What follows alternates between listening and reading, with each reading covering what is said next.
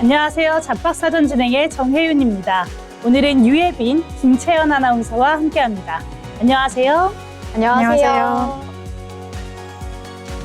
우리가 아는 수많은 직업 뒤에는 미처 몰랐던 치열한 고민들과 흥미로운 이야기들이 숨어 있습니다. 무심코 지나쳤던 일터의 풍경을 조금 다른 시선으로 들여다보면 그 안에서 내일을 위한 뜻밖의 힌트를 발견할지도 모릅니다. 익숙한 일상을 직업 이야기로 새로운 관점으로 한번 보는 건 어떨까요? 오늘도 흥미로운 직업의 세계와 알찬 정보들을 모아서 전달해 드리도록 하겠습니다. 먼저 주요 뉴스 요약해드리는 잡뉴스 헤드라인 시간입니다. 첫 번째 소식입니다. 정부가 중동 전쟁으로 인한 고용 위기 상황을 고려해 고용 위기 지정제도, 고용 유지 지원금 등 고용 안정 지원 제도들의 기준을 완화합니다. 13일 고용노동부는 비상회의를 열고 현장의 목소리를 반영해 고용 충격에 대응하는 제도 개선 방안을 논의했습니다.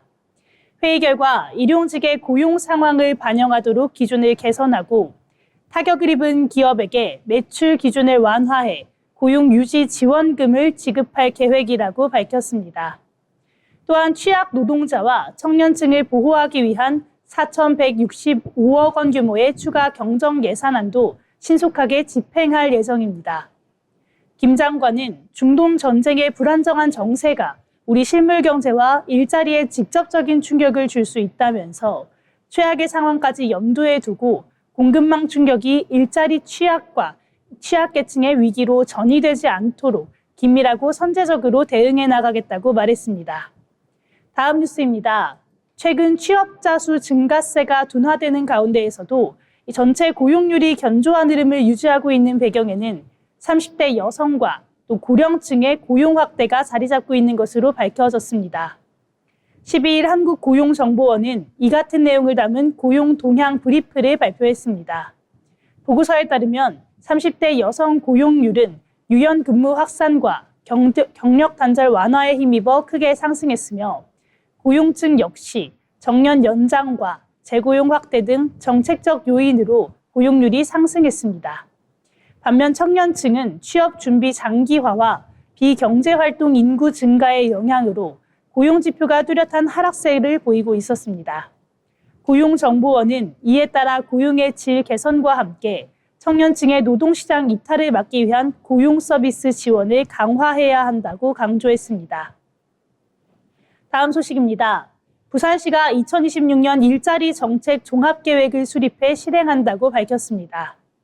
이번 종합계획은 올해 총 2조 1천여 원을 투입해 20만여 개의 일자리를 창출하고 구인과 구직 간의 불균형을 해소하는 것이 핵심입니다. 이에 따라 부산시는 부울경 지역을 아우르는 초광역권 일자리 프로젝트를 추진하고 지역 산업 특성에 맞춘 일자리 지원 사업을 도입할 계획임이 밝혀졌습니다.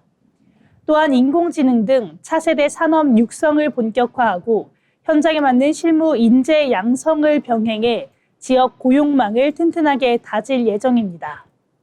부산시 관계자는 지속 가능한 일자리 창출 기반을 확대하고 첨단 산업과 연계한 일자리 정책으로 미래 일자리 중심 도시를 만들겠다고 말했습니다. 네, 지금까지 잡뉴스 헤드라인 전해드렸는데요. 이번에는 실제 직업 현장으로 가보겠습니다. 다양한 직업을 만나보고 그 속에서 일하는 사람들의 이야기를 들어보는 현장 속으로 시간입니다. 오늘은 유예빈 아나운서가 전해주시겠습니다. 네, 요즘은 범죄의 형태도 조금씩 달라지고 있습니다. 단순한 오프라인 범죄를 넘어서 해킹이나 개인정보 유출, 또 기업 내부 정보 유출과 같은 사건들이 늘어나고 있는데요. 이럴 때 눈에 보이지 않는 디지털 흔적을 찾아 사건의 진실을 밝혀내는 사람들이 있습니다. 바로 디지털 포렌식 전문가인데요. 오늘은 그 현장 속으로 가보겠습니다. 디지털 포렌식 전문가는 컴퓨터나 스마트폰, 또 서버와 같은 디지털 기기에서 삭제되거나 숨겨진 기록을 복구하는데요. 이렇게 사건의 단서를 찾아내는 역할을 합니다. 누가, 언제, 또 무엇을 했는지 이렇게 시간의 흐름에 따라 사건을 재구성하는 게 핵심인데요. 예를 들어서 삭제된 파일을 복구하거나 메신저 대화 기록이나 접속 시간, 또 IP 로그 등을 분석합니다. 특히 이 직업에서 중요한 것은 증거로서의 가치입니다. 디지털 포렌식은 단순한 분석을 넘어서 법정에서도 인정받을 수 있는 정확한 증거를 만들어내는 과정이기 때문에 데이터를 수집하는 단계부터 원본이 훼손되지 않도록 복제해야 하고요. 또 모든 과정을 철저하게 기록해야 합니다. 작은 실수 하나로도 증거를 인정받을 수 없을 수도 있기 때문에 매우 높은 수준의 정밀함이 요구됩니다. 자, 그럼 디지털 포렌식 전문가는 어디에서 활동을 할까요? 경찰이나 검찰과 같은 수사기관은 물론이고요. 기업 보안팀에서는 내부 정보 유출을 조사하기도 하고 또 금융권에서는 해킹이나 사기 사건을 분석하는 데 활용됩니다. 최근에는 기업 내부 감사나 법적 분쟁에서도 디지털 증거의 중요성이 점점 커지면서 전문 인력에 대한 수요가 빠르게 증가하고 있습니다. 또 디지털 포렌식 직무에 맞는 필요한 역량도 있는데요. 먼저 컴퓨터 시스템과 네트워크에 대한 전문적인 이해가 필요합니다. 여기에 더해 흩어진 정보를 연결해서 사건을 재구성할 수 있는 논리적 사고력도 중요하고요. 아주 작은 데이터 하나가 사건의 방향성을 완전히 바꿀 수 있기 때문에 꼼꼼함과 책임감도 굉장히 중요한 자질 중 하나입니다. 마지막으로 어떻게 이 직무를 준비하면 좋을까요? 디지털 포렌식 전문가를 꿈꾼다면 정보보호나 컴퓨터 관련 전공을 하는 게 좋을 것 같습니다. 또 포렌식 분석 도구 사용 능력과 실제 데이터 분석 경험을 쌓는 것이 중요한데요. 특히 최근에는 단순한 이론보다는 실제 사례를 분석하는 능력을 중요시 여깁니다. 따라서 실무 중심의 경험이 더욱 중요해지겠습니다. 관련 자격증으로는 디지털 포렌식 전문가 자격증이나 정보 보안 기사 등이 도움이 되겠습니다. 이렇게 보이지 않는 디지털 흔적을 통해서 사건의 진실을 밝혀내는 디지털 포렌식 전문가는 사회가 발전할수록 더욱더 중요해지고 있는데요. 어떤 일을 하는지 그리고 나에게 맞는 업무인지 꼼꼼히 확인해 보셔야겠습니다. 지금까지 현장 속으로였습니다. 네, 보이지 않는 흔적 속에서 이런 진실을 찾아내는 집요함이 참 든든하다는 생각이 듭니다. 이렇게 디지털 세상이 넓어질수록 억울한 일이 없도록 명확한 진실을 밝혀주는 디지털 포렌식 전문가들의 활약이 더욱더 중요해질 것 같습니다. 네, 다음은 지금 바로 활용할 수 있는 실질적인 취업 정보를 전해드리는 오늘의 잡정보 시간입니다. 오늘은 김채연 아나운서가 전해드립니다. 네, 해외에서 일해보고 싶다는 생각 다들 한 번쯤 해보셨을 텐데요. 하지만 막상 준비하려고 하면 정보는 흩어져 있고 또 어디서부터 시작해야 할지 막막하게 느껴지는 경우가 많습니다. 그래서 오늘은 교육부터 취업, 정착까지 한 번에 지원받을 수 있는 정부 공식 해외 취업 프로그램 K무브를 소개해드리려고 합니다. K무브는 고용노동부와 한국산업인력공단이 운영하는 국가 해외 취업 지원 사원입니다. 단순히 일자리를 소개하는 것이 아니라 어학, 직무 교육부터 취업 알선의 현지 정착까지 전 과정을 지원하는 프로그램인데요. 특히 10년 이상 운영되면서 국가별로 또 직종별로 맞춤 전략을 제공한다는 점에서 신뢰도가 높은 것이 특징입니다. K무브의 지원은 크게 세 가지인데요. 첫 번째로 교육 지원입니다. K무브 스쿨을 통해서 현지 취업에 필요한 어학과 직무 역량을 집중적으로 교육받을 수 있습니다. 두 번째로 취업 연계인데요. 월드 잡플러스를 통해서 검증된 해외 기업과 직접 연결되고 비자 정보와 채용 트렌드까지 함께 제공됩니다. 세 번째로 정착 지원금입니다. 조건이 충족되면 해외 생활 초기 비용을 지원받을 수 있어서 부담을 크게 줄일 수 있다는 장점이 있습니다. 특히 올해 이 지원을 준비하는 분들이라면 달라진 지원 구조를 꼭 확인하셔야겠는데요. 기존에는 지원금이 같은 해에 지급됐다면 2026년부터는 1차 지원금 70%를 지급한 후에 나머지는 이듬해인 2027년에 지급되는 구조로 바뀌었습니다. 또 숙박비 지원은 취약계층을 중심으로 강화됐고요. 취업인정 연봉 기준도 올라서 싱가포르 같은 일부 국가는 최대 2,600만 원 수준까지 기준이 높아졌습니다. 단순히 취업이 아니라 질 좋은 일자리를 중심으로 이 기준이 강화된 겁니다. 프로그램도 다양하게 나뉘고 있는데요. 기본 트랙은 최대 800만 원 지원, 전문직, 고임금 일자리 트랙은 최대 1,350만 원까지 지원됩니다. 또 대학 중심으로 운영되는 신청해진 대학 과정은요, 최대 1,000만 원까지 지원이 가능해서 학생들에게 특히 유리한데요. 본인의 상황에 맞게 전략적으로 선택하는 것이 중요할 것 같습니다. 진행 과정도 비교적 명확합니다. 먼저 월드 자플러스에서 과정을 탐색하고 지원한 후에 3개월에서 10개월 정도 교육을 이수하게 되는데요. 이후에 취업 연계와 면접을 거쳐서 현지 취업으로까지 이어지는 구조입니다.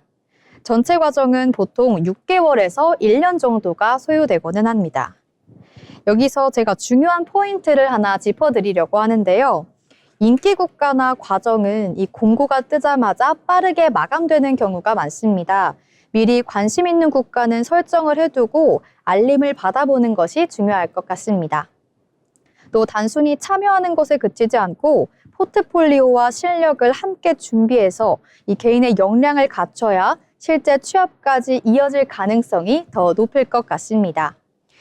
해외 취업은 막연히 도전하기보다는 구조가 갖춰진 프로그램을 활용하는 것이 훨씬 효율적인데요. K무브는 그 시작을 돕는 가장 대표적인 방법이라고 할 수 있습니다. 지금 준비하고 있다면 한 번쯤 꼭 확인해 보시길 바랍니다. 지금까지 오늘의 잡정보 시간이었습니다. 네, 해외 취업은 꿈꿔봤지만 혼자서 모든 걸 감당해야 된다는 부담감 때문에 망설이셨다면 이번 기회를 꼭 활용해 보시면 좋을 것 같습니다. 믿을 수 있는 정부 지원 프로그램을 발판 삼아서 세계 무대에서 활약할 여러분의 멋진 내일을 기대하도록 하겠습니다. 세상에는 우리가 아직 잘 알지 못하는 다양한 직업들이 존재하는데요. 새롭게 떠오르는 직업과 앞으로 주목해야 할 미래의 직종을 살펴보는 시간, 직업의 세계 기다인 아나운서가 전해드립니다. 네, 잘 알려지지 않은 직업, 미래 유망 직종, 전환 직업군 등을 소개하는 직업의 세계 시간입니다. 여러분 혹시 심시티라는 게임 해보셨나요? 가상세계 속에 도로를 닦고 건물을 세우며 나만의 도시를 만드는 게임인데요. 예전에는 그저 모니터 속 게임에 불과했던 일이 이제는 우리 현실을 더 안전하고 편리하게 만드는 핵심 기술이 됐습니다. 실제 도시와 똑같은 쌍둥이 도시를 만들고 가상 공간을 만들고요. 그곳에서 수만 번의 실험을 거쳐 최적의 도시를 설계하는 사람들이 있습니다. 단순히 지도를 그리는 것을 넘어 도시의 미래를 미리 살아보고 결정하는 사람들인데요. 오늘 직업의 세계에서는요. 스마트 시티 시대의 새로운 지휘자로 떠오른 디지털 트윈 도시 기획자에 대해 알아보겠습니다. 이 디지털 트윈 도시 기획자, 조금 생소하시죠? 영어로는 디지털 트윈 아키텍트라고도 불립니다. 한마디로 정의하자면 실제 도시의 지형과 건물, 도로 등을 가상세계에 1대1로 복제한 뒤 그곳에서 교통, 환경, 재난 상황을 미리 시뮬레이션하고 설계하는 사람입니다. 우리가 새로운 옷을 사기 전 거울에 비춰보듯 실제 도시의 정책을 적용하기 전 가상 도시에 먼저 피팅을 해보는 건데요. 예를 들어 복잡한 교차로에 신호등 하나를 더 만들 때 실제 도로에 설치했다가 교통체증이 더 심해지면 많이 곤란하겠죠? 디지털 트윈 도시 기획자는 이 가상 도시에서 신호 체계를 미리 바꿔보고 교통 흐름이 얼마나 좋아지는지 수치로 확인한 뒤 실제 도시에 적용합니다. 바로 이런 데이터 기반의 도시, 페르소나, 즉 스마트 시티의 청사진을 설정하고 관리하는 것이 이들의 핵심 역할입니다. 그렇다면 구체적으로는 어떤 일을 할까요? 업무는 크게 3가지 단계로 나뉩니다. 첫 번째는 도시 가상화 및 데이터 모델링입니다. 드론 촬영이나 레이저 스캐닝 등을 통해 실제 도시의 뼈대를 가상 공간에 세우는 작업인데요. 어느 건물 높이가 몇 미터인지, 지하 가스관은 어디로 흐르는지, 도시의 모든 물리적 정보를 정밀한 논리 구조로 짭니다. 두 번째는 시나리오 기반 시뮬레이션입니다. 갑자기 폭우가 쏟아졌을 때 어느 동네가 먼저 침수될지 혹은 새로운 고층 건물이 들어섰을 때 주변 일조권은 어떻게 변할지 아주 미세한 변수들을 입력하고 조율합니다. 이 가상실험의 정확도가 도시의 안전과 직결되기 때문인데요. 매우 중요한 단계죠. 세 번째는 가장 중요한 도시 최적화 및 의사결정 지원입니다. 시뮬레이션 결과를 바탕으로 이곳에 공원을 만들어야 미세먼지가 가장 많이 줄어듭니다와 같은 도시 문제를 해결할 가장 효율적인 가이드라인을 만드는 것도 이들의 역할입니다. 그렇다면 이 매력적인 직업 어떻게 준비해야 할까요? 도시공학 박사가 되어야 하나 걱정부터 앞서시겠지만 사실 가장 중요한 건 공간 데이터 해석 능력입니다. 첫 번째 단계는 GIS, 지리정보 시스템 공부입니다. 지도를 데이터로 읽고 활용하는 능력을 기르는 것인데요. 두 번째는 시각화 툴을 활용해 보는 겁니다. 언리얼 엔진이나 유니티 같은 3D 엔진을 쓰면 코딩을 깊게 몰라도 도시의 외형을 직접 구현해 보실 수 있습니다. 마지막으로는 파이썬 같은 프로그래밍 언어를 활용한 데이터 분석 실습입니다. 예를 들어 인구 통계 데이터를 바탕으로 유동인구가 가장 많은 지점을 찾아라와 같은 지시를 내리며 도시의 흐름을 파악하는 연습이 큰 도움이 됩니다. 또한 아직 통합된 국가 자격증은 없지만 스마트 도시 계획기사 자격증이나 구글 마이크로소프트에서 제공하는 데이터 분석 및 클라우드 강의 수료증이 포트폴리오로 활용될 수 있습니다. 앞으로 우리가 살아갈 미래의 모든 도시는 이 디지털 트윈 기술을 통해 더 스마트하게 관리될 것입니다. 차가운 데이터에 시민들의 안전과 행복이라는 가치를 입히는 디지털 트윈 도시 기획자의 가치는 점점 더 높아질 수밖에 없겠죠? 도시 전체를 하나의 유기체로 바라보고 사람을 위한 더 나은 환경을 만드는 데 자신이 있으신가요? 그렇다면 여러분이 바로 미래의 디지털 트윈 도시 기획자일지도 모릅니다. 지금까지 직업의 세계 시간이었습니다. 네, 디지털 트윈 도시 기획자에 대해서 알아봤습니다. 이렇게 모니터 속의 가상 도시가 현실의 삶을 더 편하게 바꾸는 참 매력적인 직업인 것 같습니다.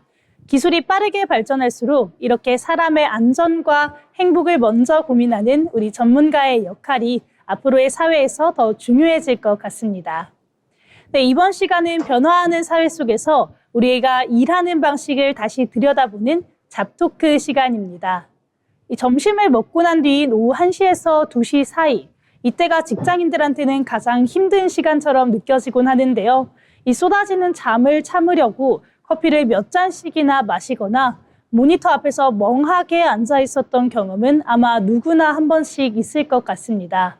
유럽이나 스페인, 또 이탈리아, 그리스 같은 나라에서는 낮잠을 뜻하는 시에스타라는 문화가 아주 오랫동안 자리 잡고 있는데요.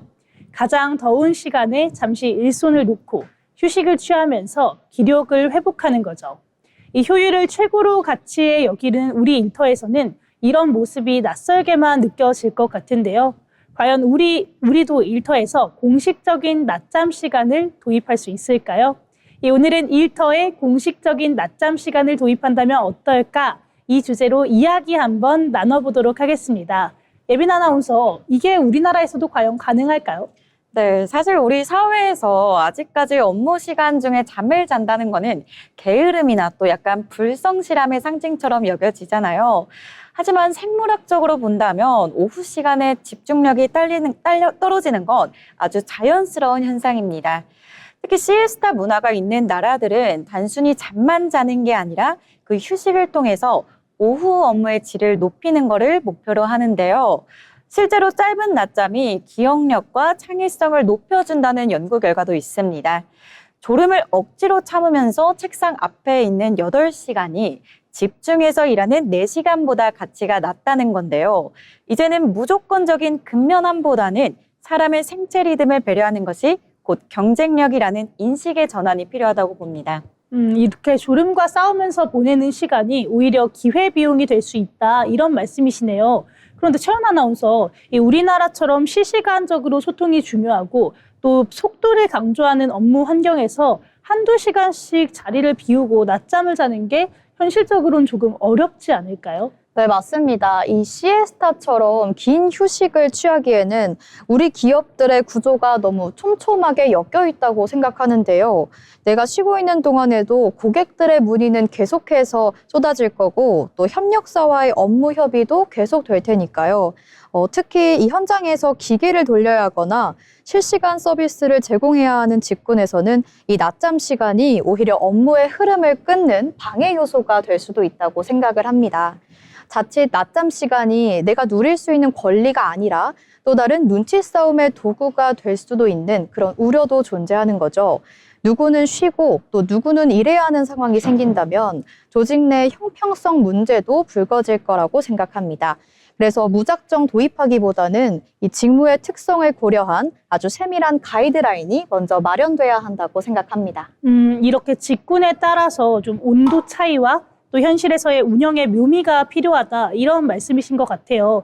그런데 예빈 아나운서, 최근에는 일부 혁신적인 기업들을 중심으로 좀 수면실을 운영을 한다든지 아니면 휴식 시간을 유연하게 보장을 해주는 제도도 많이 생겨나고 있다고요. 네, 그렇죠. 시에스타처럼 대대적인 낮잠까지는 아니더라도 20분 내외의 짧은 낮잠인 파워냅을 장려하는 곳들이 생기고 있습니다. 전용 소파나 또 안마 의자를 갖춘 수면실을 잠시 개방해 두는 건데요. 이건 직원을 감시 대상으로 보는 게 아니라 스스로 컨디션을 관리할 줄 아는 전문가로서 신뢰한다는 뜻입니다.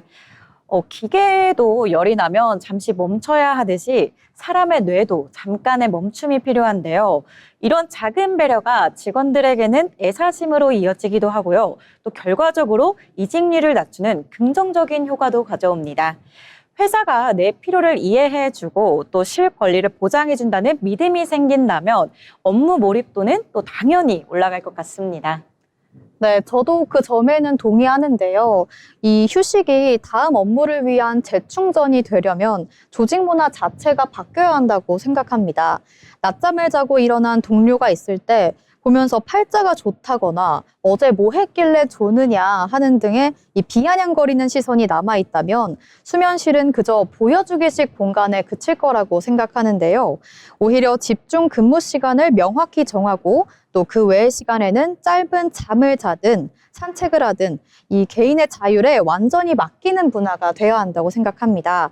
결국 낮잠 시간 그 자체보다 중요한 건 직원을 통제하는 게 아니라 최상의 성과를 낼 수 있도록 도울 수 있는 그런 유연한 환경을 만드는 것이라고 생각합니다.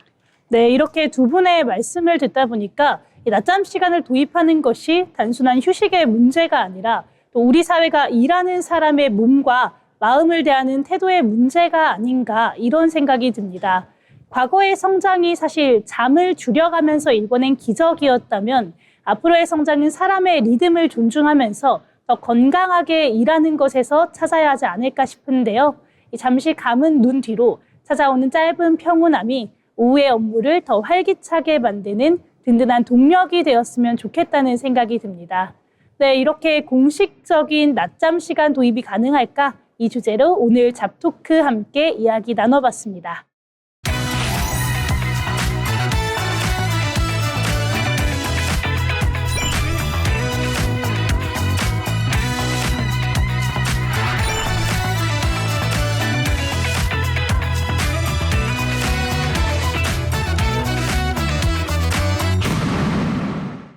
이렇게 빠르게 사회가 변화하고 있지만 그 와중에도 묵묵히 자신의 길을 걸어가는 사람들이 있습니다.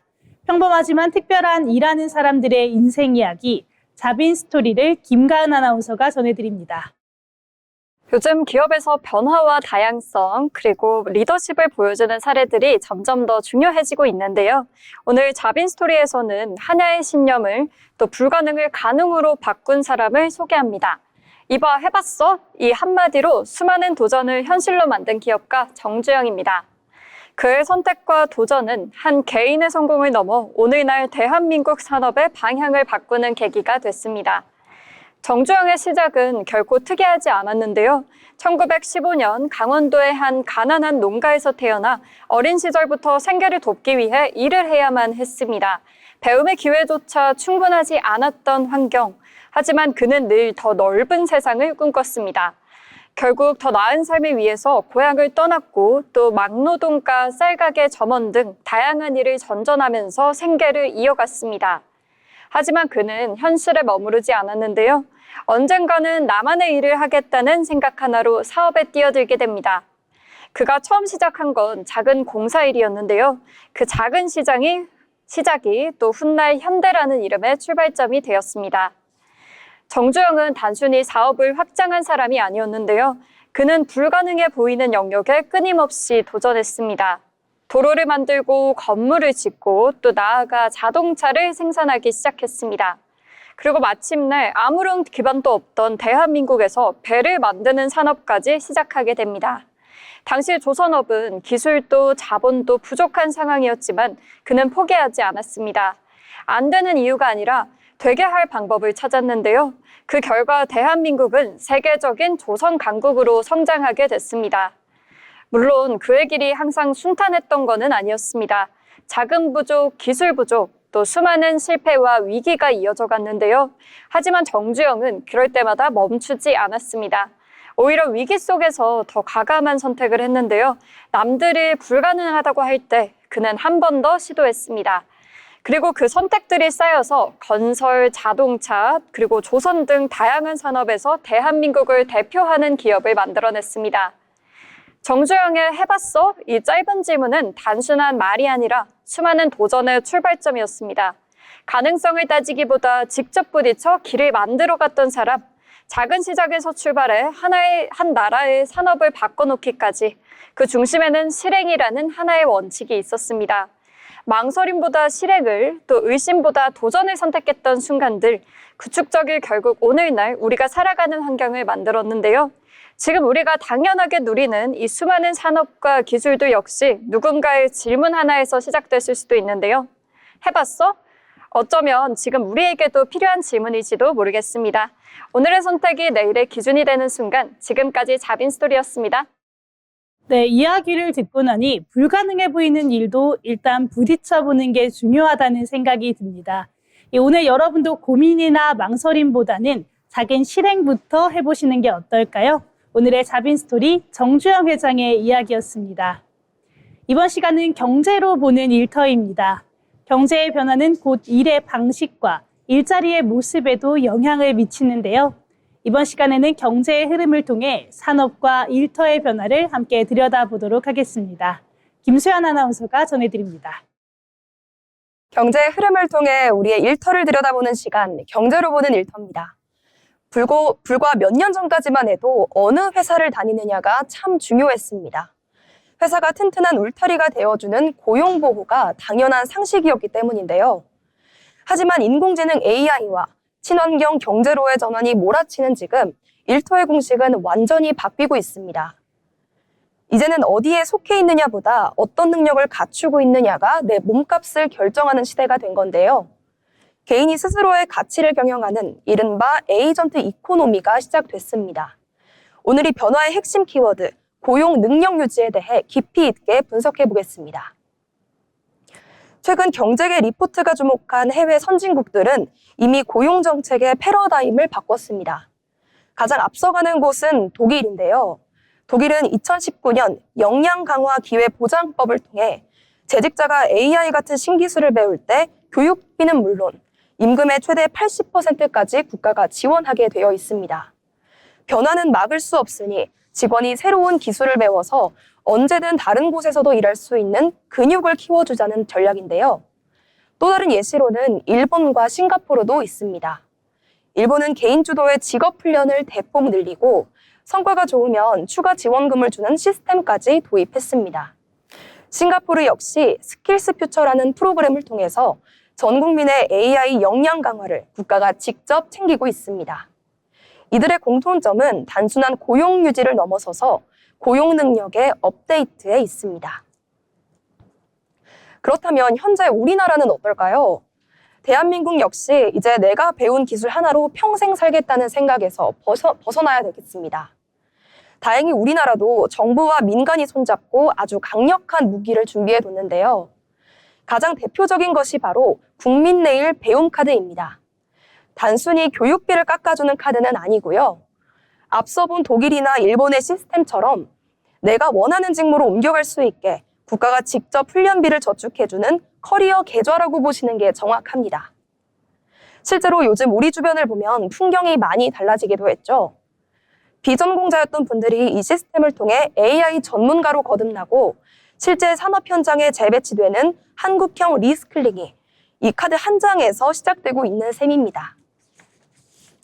게다가 산업 현장의 변화도 눈부신데요.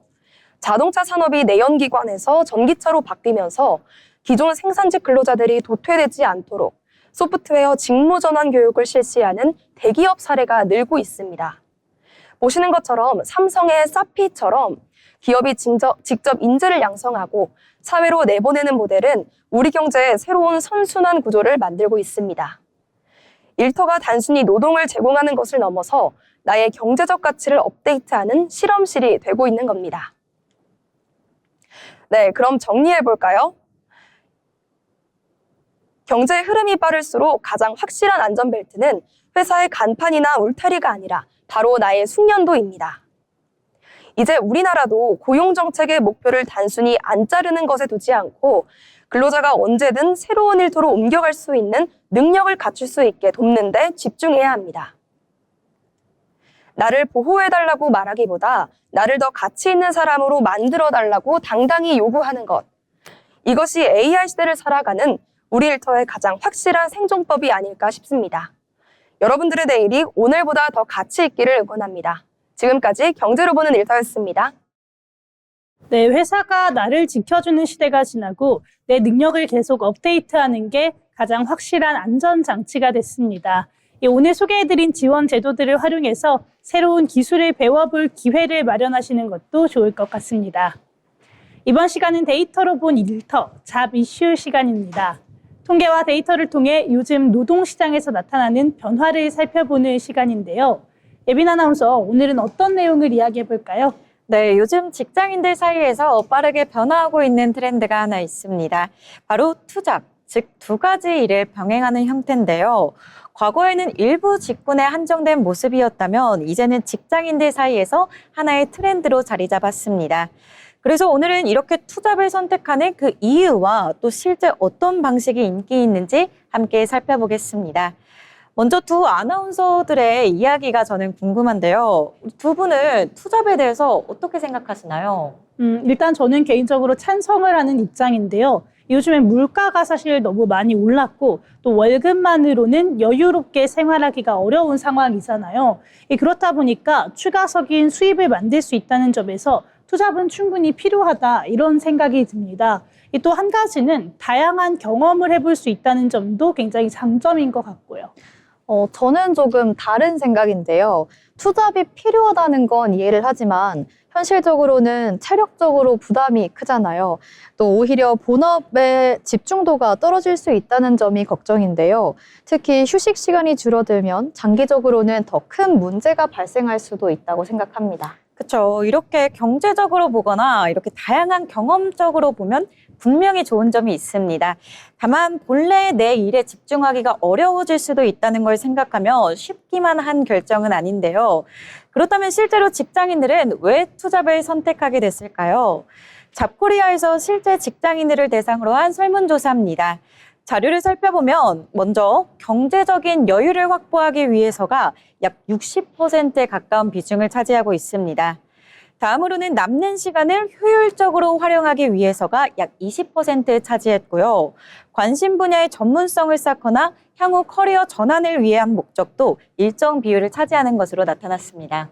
확실히 경제적인 이유가 가장 크네요. 그런데 사실 요즘 같은 시기에는 어쩔 수 없는 일인 것 같습니다. 네, 맞습니다. 근데 단순히 돈 때문만이 아니라 미래를 준비하는 수단으로도 활용하고 있다는 점이 눈에 띄는데요. 그럼 대부분 어떤 일을 하실까요? 네, 그럼 이어서 실제로 어떤 투잡이 인기가 있는지 한번 살펴보겠습니다. 지금 보시는 것처럼 먼저 근무 시간이 유연한 재택근무 형태가 가장 인기를 끌고 있고요.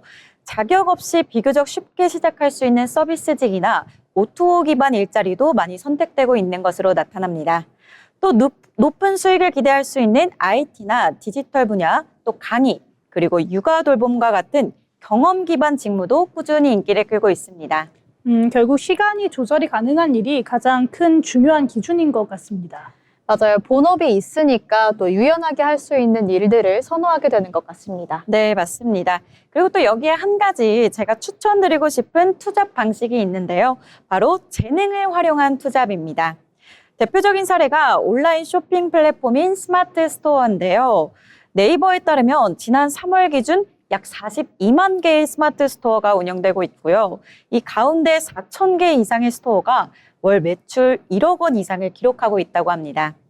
스마트 스토어는 별도의 쇼핑몰 구축 없이도 상품을 자유롭게 판매할 수 있고요. 네이버 검색과 연동되면서 구매자와의 접점이 가까운 것이 특징입니다.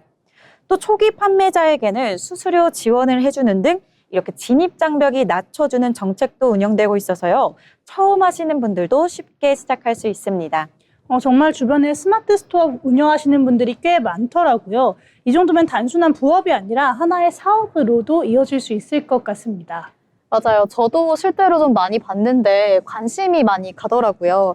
이게 그렇다면 재능 투자형 투잡에는 또 어떤 것들이 있을까요? 네, 또 두 번째로는 내 재능을 판매하는 일인데요. 최근 숨고나 크몽 같은 온라인 플랫폼이 빠르게 늘어나고 있습니다. 디자인이나 음악, 또 강의나 개발 등 이렇게 다양한 분야의 전문가들이 활동하고 있는데요. 이용자가 원하는 조건을 입력하면 전문가가 견적을 제안하는 방식으로 비교적 쉽게 연결이 이루어집니다. 날짜나 시간, 그리고 임금까지 직접 조율할 수 있기 때문에 자유롭게 일을 할 수 있는데요. 이처럼 최근 투잡의 다양한 흐름들이 자리 잡고 있습니다. 확실히 이제는 시간보다 능력을 활용하는 게 더 중요해지고 있는 것 같습니다. 그렇다면 주의할 점도 분명히 있을 것 같은데요. 네, 굉장히 중요한 부분이죠. 먼저 본업과의 균형을 유지하는 게 가장 중요한 일입니다. 투잡에 집중하다 보면 정작 본인의 본업의 성과가 떨어질 수 있기 때문에 시간 관리가 필수적입니다. 또 소득이 발생하는 만큼 세금 문제도 반드시 확인하셔야겠는데요. 특히 플랫폼을 통한 수익은 사업소득으로 분류되는 경우가 많아서 신고를 놓치지 않는 것이 가장 중요합니다. 이렇게 투잡은 단순한 추가 소득을 넘어서 자기 개발과 커리어 확장의 수단까지 확장되고 있는데요. 앞으로는 단순한 일의 종류보다는 일의 활용 방식이 더 중요해질 것으로 보입니다. 네, 이렇게 월급만으로는 부족한 현실 속에서 퇴근 후에도 쉼없이 달려가는 분들이 참 많습니다. 그래도 무엇보다 소중한 건강과 본업의 균형을 잘 챙기면서 나만의 커리어를 넓혀가시기 바랍니다. 그럼 다음으로 채연 아나운서 어떤 이야기 나눠볼까요?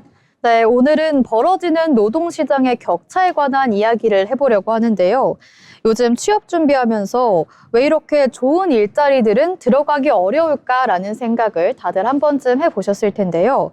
실제로 전체 일자리 중에서 이른바 질 좋은 일자리는 단 16%에 불과한 것으로 나타났습니다. 16%면 생각보다 훨씬 적은데요. 이렇게 사람들이 좀 체감하는 어려움이 이유가 있었던 것 같습니다. 네, 맞습니다. 현대경제연구원에 따르면 대기업 정규직이나 고용주에 해당하는 1차 노동시장 비중은 약 15.9%에 그쳤습니다.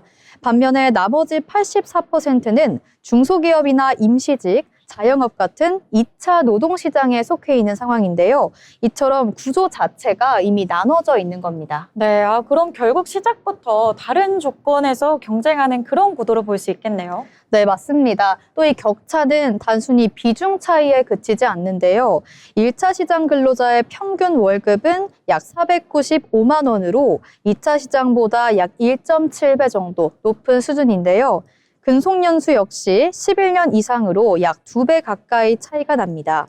또 사회보험 가입률도 1차 시장은 거의 100%에 달하지만 2차 시장은 60에서 70% 수준에 머물고 있습니다. 임금, 안정성, 그리고 복지까지 모든 조건에서 격차가 벌어져 있는 상황입니다. 이 정도면 단순한 차이가 아니라 완전히 다른 시장이다. 이렇게 봐도 될 것 같습니다. 네, 그래서 이 구조가 청년층의 취업 인식에도 영향을 주고 있는데요. 좋은 일자리에 진입하는 게 너무 어렵다 보니까 취업을 미루거나 쉬었음 상태를 유지하는 청년들도 점점 늘어나고 있는 겁니다. 네, 결국 개인의 문제가 아니라 구조적인 문제라는 이야기네요. 네, 맞습니다. 전문가들은 이제 단순히 일자리를 늘리는 걸 넘어서 2차 노동시장의 근로 여건을 개선해서 격차를 줄이는 것이 핵심이라고 강조하고 있습니다. 이제 취업 시장은 일자리가 있느냐보다는 어떤 일자리인가가 더 중요한 시대가 됐는데요. 좋은 일자리가 왜 부족한지 그 구조를 이해하는 것이 앞으로의 취업 전략에도 중요하게 적용할 것 같습니다. 네, 좋은 일자리가 16%밖에 안 된다는 통계를 보니 이 취업 준비생들의 막막함이 구조적인 문제였다는 걸 알 수 있습니다. 나만의 취업 전략을 세우면서 자책하지 않아 보시면 좋을 것 같습니다. 지금까지 데이터로 본 인터였습니다.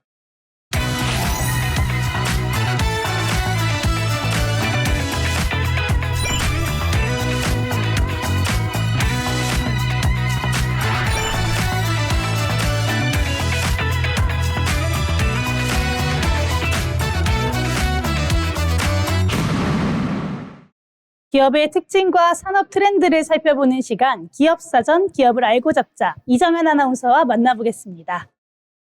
기업을 쉽고 흥미롭게 알아보는 시간, 기업사전 시간입니다. 식품 가격과 관련해서 단합이라는 단어 많이들 들어보셨을 겁니다. 비슷한 시기에 비슷한 가격으로 오르는 제품들에 이거 혹시 약속한 거 아니냐 이런 생각 한 번쯤은 해보셨을 텐데요. 최근에는 밀가루 가격 담합 의혹으로 제분업체들이 재판에 넘겨지고 설탕 가격 담합 사건도 법정에서 다뤄지면서 논란이 확산되고 있습니다. 그 중심에 있는 기업 중 하나가 바로 CJ 제일제당입니다. 햇반, 만두, 국, 탕처럼 우리 식탁에 익숙한 제품들을 만드는 기업이죠. 오늘 기업사전에서는 이 기업이 어떤 곳인지 그리고 왜 가격 논란의 중심에 서게 됐는지를 낱낱이 살펴보겠습니다. CJ 제일제당의 시장은 1953년 설탕 공장에서 출발했습니다. 당시 순수 국내 기술로 서민들에게 값싸게 설탕을 사용할 수 있도록 만든 것이 출발점이었는데요. 이후 밀가루와 조미료 사업을 거쳐서 현재는 식품과 바이오를 아우르는 종합기업으로 크게 성장했습니다. 햇반, 비비고, 다시다 같은 제품은 한국인의 식생활을 크게 바꿔놓은 대표 상품으로 꼽히고 있는데요. 지금은 미국과 유럽 등 글로벌 시장에서도 영향력을 넓혀가고 있습니다. 그렇다면 이 기업이 우리 생활에 깊이 들어온 이유가 뭘까요? 핵심은 간편함입니다. 1인 가구 증가와 함께 간편식 시장이 커지면서 CJ 제일제당은 빠르게 성장했는데요. 전자레인지에 돌리면 바로 먹는 즉석밥 햇반은 연매출 8천억 원을 넘겼고 국내 시장 점유율도 60% 후반으로 1위를 유지하고 있습니다. 비비고 같은 냉동식품도 수천억 원 규모의 매출을 기록하면서 글로벌 브랜드로 자리 잡았는데요. 이처럼 간편한 한 끼를 먼저 제시하고 시장 자체를 키운 기업이 바로 CJ 제일제당입니다. 이런 가운데 최근 불거진 것이 바로 가격 단합 논란입니다. 가격 단합은 기업들이 경쟁 대신 가격이나 인상 시점 등을 미리 맞추는 행위를 말하는데요. CJ 제일제당과 일부 업체들은 설탕 가격을 사전에 조율한 혐의로 기소되면서 현재 재판이 진행될 예정입니다. 또 별도로 밀가루 시장에서는 대한제분과 삼양사 등 주요 제분업체들이 가격 인상 시기와 폭을 사전에 합의한 혐의로 임원들이 재판에 넘겨진 상태인데요. 검찰은 이 과정에서 약 5조 원대 규모의 단합이 이루어졌다고 보고 있습니다. 다만 기업들은 원재료 가격 상승 등 불가피한 요인이 있었다는 입장입니다. 문제는 이런 논란의 영향이 고스란히 소비자들에게 전달된다는 점입니다. 밀가루와 설탕은 가공식품의 기본 원재료인 만큼 가격이 오르면 라면, 빵, 만두 같은 제품의 가격도도 함께 오르게 되는데요. 실제로 해당 기간 동안 밀가루의 가격은 크게 상승했고 현재도 이전보다 높은 수준을 유지하고 있는 것으로 나타났습니다. 논란이 커지자 일부 업체들은 최근 가격 인하도 하기도 했습니다. 하지만 이런 공정거래 당국은 경쟁을 제한하는 행위가 있었는지를 중심으로 판단을 이어가고 있습니다. 우리가 매일 먹게 되는 음식 뒤에는 이처럼 기업들의 선택과 시장의 구조가 자리하고 있습니다. 편리함을 제공해온 기업이 이제는 가격의 논란의 중심이 되었는데요. 현재 관련 사건들이 재판 단계에 들어간 만큼 향후 판단에 따라 시장의 구조에도 어떤 변화가 가져올지 지켜볼 필요가 있습니다. 지금까지 기업사전 CJ 제2재단이었습니다.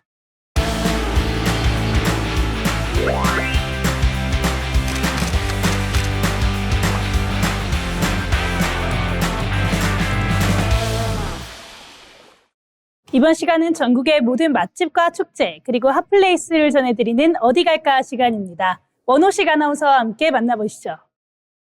전국의 축제와 핫플레이스를 소개해드리는 어디 갈까 시간입니다. 요즘 같은 따뜻한 봄 날씨엔 멀리 떠나지 않아도 도심 속에서 여유를 즐기고 싶지 않으신가요? 복잡한 행사보다는 조금 더 천천히 머물 수 있는 공간, 그리고 자연과 함께하는 축제를 찾으신다면 오늘 소개해드리는 이곳 주목해보셔도 좋을 것 같습니다. 바로 양재천에서 열리는 양재아트 살롱입니다. 양재아트 살롱은 서울 양재천을 따라 펼쳐지는 도심형 복합문화 축제입니다. 이 축제의 가장 큰 특징은 자연 속에서 머무르며 즐기는 문화인데요. 계절의 변화를 그대로 느낄 수 있는 수변 공간에서 공연과 마켓, 그리고 체험 프로그램까지 천천히 양재천을 따라 걷다 보면 무르르듯 축제를 즐길 수가 있는데요. 특히 5월 중순까지 매주 주말마다 새로운 테마로 프로그램이 운영되고 있어서 방문할 때마다 색다른 분위기를 느낄 수 있다는 게 이 축제의 큰 매력 중 하나입니다. 축제의 공간은 크게 4구역으로 나뉘는데 왼쪽부터 차례대로 소개해드리겠습니다. 먼저 수변 무대 선셋 스테이지입니다. 이곳은 특히 해질 무렵 분위기가 최고조에 오르는데요. 잔잔한 분위기 속에서 버스킹 공연이 이어진다고 합니다. 어쿠스틱 음악부터 감성적인 라이브 공연까지 양재천의 풍경과 어우러지면 보고만 있어도 힐링이 되는 분위기가 만들어집니다. 특히 시민이 직접 참여할 수 있는 프로그램도 함께 운영돼서 현장의 분위기를 더 가깝게 이어집니다. 이어서 소개해드릴 공간은요, 양재천길을 따라 이어지는 양재 아틀리에입니다. 이곳에서는 개성 있는 작가들이 참여하는 수공예 마켓이 펼쳐지는데요. 액세서리, 소품, 일러스트 작품 등 다양한 창작물을 직접 보고 구매도 할 수가 있고요. 그리고 작가와의 소통을 통해서 작품에 담긴 이야기까지 함께 감상할 수가 있습니다. 또한 간단한 아트 체험 프로그램도 마련이 되어 있어서 직접 만들어보는 즐거움까지 더합니다. 이 참여하는 체험 프로그램도 좋은데 조금 더 여유로운 시간을 보내고 싶으시다면 바로 이곳 힐링 라운지를 추천드립니다. 잔디광장 위에 마련된 이 공간에는 북 라운지와 피크닉 공간, 그리고 포토존이 함께 운영이 되는데요. 책을 읽으면서 쉬어갈 수도 있고 잔디 위에 앉아 봄 햇살을 느끼며 조용한 시간 보내기에 좋을 것 같습니다. 그리고 서울시의 마스코트죠. 우리 해치와 함께하는 포토존에서는 봄 배경을 바탕으로 추억 한 장 남기기에 좋을 것 같습니다. 그리고 시민이 직접 참여하는 아트 조형물도 설치가 되어 있어서 공간 자체가 하나의 작품처럼 느껴지기도 합니다. 그리고 역시 축제하면 이게 빠질 수가 없는데요. 우리 맛있는 먹거리도 축제와 함께합니다. 마지막 구역입니다. 영동 1교 아래 마련된 브릿지 다이닝에서는 다양한 푸드트럭과 식음 공간이 운영이 되고 있습니다. 산책을 하다가 출출해지면 간단한 음식을 즐길 수가 있고요. 다시 또 축제로 돌아와서 이어질 수 있는 동선으로 구성이 되어 있어서 양재 아트살롱은 이동 자체도 하나의 즐거움으로 만들 수가 있습니다. 양재 아트살롱은요, 단순한 축제를 넘어서 소상공인, 작가, 시민이 함께 어우러져서 자연 속에서 문화와 휴식을 함께 나누는 공간입니다. 복잡한 일상에서 잠시 벗어나 조금 더 천천히 걷고 조금 더 오래 머물고 싶은 하루. 이번 주말 양재천에서 그 여유를 직접 느껴보시는 건 어떨까요? 지금까지 전국의 축제와 핫플레이스를 소개해드리는 어디 갈까였습니다. 네, 따뜻한 날씨에 양재 아트살롱 한번 다녀오시면 좋을 것 같습니다. 마지막으로 알아두면 도움이 되는 생활 정보를 전해드리는 알쓸정 시간입니다. 최진영 아나운서가 전해드립니다. 알아두면 쓸데있는 정보, 알쓸정 시간입니다. 일상생활을 하다 보면 종종 예상치 못하게 당황스럽거나 불편한 상황을 겪을 때가 있습니다. 예를 들면 지퍼가 잘 올라가지 않는다거나 볼펜 잉크가 갑자기 나오지 않는 상황 등이 있겠는데요. 그럴 때마다 짜증을 내며 어떻게든 상황을 해결하기 위해 고민하고 고군분투했던 경험, 다들 한 번쯤은 있으실 겁니다. 그런데 앞으로는 짜증 덜 내셔도 될 것 같습니다. 오늘 알쓸정에서는 그런 상황을 손쉽게 해결할 수 있는 꿀팁 몇 가지를 소개해드리겠습니다. 먼저 지퍼가 잘 올라가지 않는 상황을 해결하는 꿀팁을 알려드리겠습니다. 우리가 입는 겉옷, 가방 등 일상 속 많은 물건에는 지퍼가 달려 있습니다. 하지만 가끔 지퍼가 잘 올라가지 않아 불편했던 적 있으시죠? 그럴 때마다 억지로 힘을 주다가 지퍼가 망가지는 일도 겪으셨을 텐데요. 사실 간단한 도구로 지퍼를 손쉽게 고칠 수 있는 방법이 있다는 것 알고 계셨나요? 바로 연필을 사용해 지퍼가 걸리는 부분을 문지르는 겁니다. 연필로 지퍼 부분을 문지르게 되면 연필을 이루는 흑연 입자가 지퍼 사이사이로 들어가게 되는데요. 이때 흑연이 마찰을 줄여주는 윤활제 역할을 하면서 지퍼가 부드럽게 움직일 수 있게 해줍니다. 이처럼 연필을 사용하여 마찰력을 줄이는 것이 지퍼를 고치는 과정의 핵심인데요. 지퍼가 올라가지 않을 때 앞으로는 연필을 활용하셔서 억지로 힘을 주다가 지퍼가 망가지는 일 없으셨으면 좋겠습니다. 두 번째 일상 꿀팁은 휴대폰 충전기의 수명을 늘리는 방법입니다. 핸드폰 충전기를 사용하다 보면 어느 순간 갑자기 충전이 잘 되지 않는 경험 많이들 겪어보셨을 텐데요. 그때마다 새 충전기를 구매해야 하는 번거로움과 나가는 비용으로 인해 스트레스도 많이 받으셨을 겁니다. 그런데 아주 간단한 방법으로 충전기 수명을 크게 늘릴 수 있는 방법이 있다고 합니다. 사진에서 보듯 볼펜의 스프링을 빼서 충전기의 목 부분에 감아놓는 겁니다. 이렇게 스프링을 감아놓을 경우 충전 케이블이 과도하게 꺾이는 것을 방지하여 내부에서 단선이 되는 것을 막을 수 있습니다. 앞으로는 집에 안 쓰는 볼펜이 있다면 그냥 버리지 마시고 이렇게 스프링을 재활용해보는 것이 어떨까요?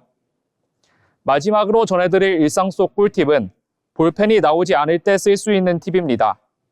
필기를 하다가 갑자기 볼펜 잉크가 나오지 않아 당황하셨던 경험 많으시죠? 보통은 볼펜을 위아래로 세게 흔들면 다시 잉크가 나오는 경우가 많지만 가끔씩은 계속 잉크가 나오지 않았던 적도 있으실 겁니다. 이럴 때 잉크를 바로 다시 나오게 할 수 있는 아주 좋은 방법이 있다고 합니다. 바로 라이터를 이용해 볼펜의 심 부분을 가열하는 건데요. 볼펜은 심을 종이에 대고 움직일 때 심 끝에 금속 볼이 굴러가면서 안에 있는 잉크가 새어나오는 원리로 작동합니다. 하지만 이 과정에서 잉크가 심과 볼 사이에 있는 좁은 틈새에서 굳어버리면 볼이 굴러가지 않아 볼펜이 잘 나오지 않게 됩니다. 이때 라이터의 불꽃은 틈새에 굳어있는 잉크를 녹여 다시 볼이 굴러가게 하는 역할을 할 수 있습니다. 볼펜 심을 밖으로 뺀 뒤 라이터로 2에서 3초 정도 심 끝부분을 가열해주면 굳어있던 잉크가 녹아 다시 볼펜이 잘 나오게 되는데요. 너무 오래 가열할 경우 볼펜을 구성하는 플라스틱이 녹을 수도 있으므로 시간을 적절하게 맞춰주는 것이 중요합니다.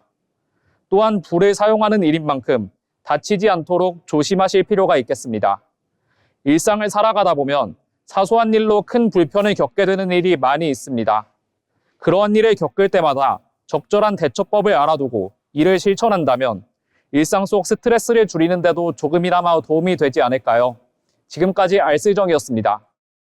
생활 속의 작은 불편함들이 의외로 간단한 도구로 해결되는 게 참 신기합니다. 오늘 알려드린 팁들을 잘 기억해 두셨다가 유용하게 활용해 보시기 바랍니다. 벌써 오늘의 잡학사전을 마칠 시간이 됐습니다. 누구에게나 일은 삶의 큰 부분을 차지하지만 가끔은 그 무게가 버겁게 느껴지기도 하는데요. 오늘 전해드린 정보들이 여러분의 고민을 덜어주고 또 새로운 기회를 발견하게 하는 계기가 되었으면 좋겠습니다. 지치지 않고 꾸준히 나아가는 여러분의 모든 순간을 저희가 늘 곁에서 응원하도록 하겠습니다. 오늘도 함께해 주신 여러분 고맙습니다.